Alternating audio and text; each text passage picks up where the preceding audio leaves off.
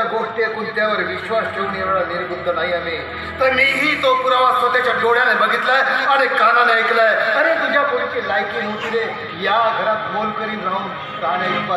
पण मी इथं मालकीन बनवलं तर काय सांग ना. पण म्हणतात ना बेटकिनीला किती मोठ्या सिंहासनावर बसवा पण सारा तिची चुकून चिखलात उड्या मारायची सवय काय जात नाही. अगदी तशीच तुझी पोरकी बसखैली कुलटा बाजार बसली रंडली आहे रंडी. नाही साहेब असं बोलू नका. मी माझी पुतळी तुमच्या पायावर ठेवतो साहेब.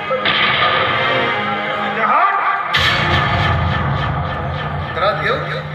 अरे तुझ्या पोरीची लायकीच नाही ती. तुझी पोरकी शेणा नाही शेणा.